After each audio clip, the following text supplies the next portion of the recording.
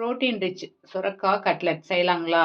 ஒரு சொரக்காவ எடுத்துட்டு, நல்லா கழுவிட்டு, தோல் சீவிட்டு, உள்ள இருக்கிற இந்த விதைகள்லாம் இந்த மாதிரி கத்திய வச்சு ரிமூவ் பண்ணிடலாங்க. கொதிக்கிற தண்ணீல உப்பும், மஞ்சத்தூளும் சேர்த்துட்டு, இந்த சொரக்காவையும் சேர்த்துட்டு, ஒரு 5 நிமிஷத்துக்கு அப்படியே கொதிக்க விட்டு எடுத்துடலாங்க. 2 உருளைக்கிழங்க வேக வச்சத மசிச்சு விட்டுட்டு, அதோட துருவின பன்னீரு, பொடியா கட் பண்ண வெங்காயம், மல்லி இலை, பச்சை மிளகாய் இதெல்லாமே சேர்த்துட்டு, இதோட காரத்துக்கு தேவையான மிளகாய் தூள், கொஞ்சமா மஞ்சத்தூள், 1 ஸ்பூன் அளவுக்கு மல்லித்தூள், ஒரு 1/2 ஸ்பூன் அளவு கரம் மசாலா, உப்பு சேர்த்துட்டு இந்த மசாலாவ கலந்து எடுத்து வச்சுக்கலாங்க. சொரக்காய் இந்த மாதிரி ஒரு கொதி வந்ததும் எடுத்து ஆற வச்சுக்கலாங்க. இப்போ ஒரு 1 1/2 கப் அளவுக்கு கடலை மாவு, ஒரு 3/4 கப் அரிசி மாவு, காரத்துக்கு தேவையான மிளகாய் தூள், கொஞ்சமா மஞ்சத்தூள், கொஞ்சம் பெருங்காயத்தூள், உப்பு சேர்த்துட்டு, கொஞ்சம் கொஞ்சமா தண்ணி சேர்த்து பஜ்ஜி மாவு கன்சிஸ்டன்சிக்கு இத கலந்து எடுத்துக்கலாங்க. இப்ப இந்த சொரக்காவ நல்லா ஆறினதும், இந்த மசாலாவ இதுக்குள்ள ஃபில் பண்ணிக்கலாம்.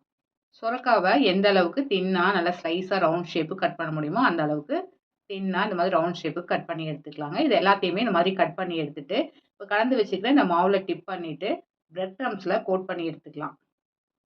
அவ்வளோதான். இந்த மாதிரி பிரெட் கிரம்ப்ஸ்ல போட்டு பெரட்டி எடுத்துட்டு, ஆயில் சூடானதும் அடுப்ப மீடியம்ல வச்சுட்டு, ஆயில்ல போட்டுட்டு, நல்லா பொன்னிறம் ஆகுற வரைக்கும் பொரிச்சு எடுத்தோம்னா, கிரிஸ்பியா, ஜூஸியா, புரோட்டீன் ரிச் சொரக்கா கட்லட் ரெடி. ரொம்பவே அட்டகாசமா இருக்கும். ட்ரை பண்ணி பாருங்க. அடுப்போட சமைச்சாலும், அன்போட சமைச்சோம்னா, சுமாரான சமையல் கூட சூப்பரா இருக்கும்.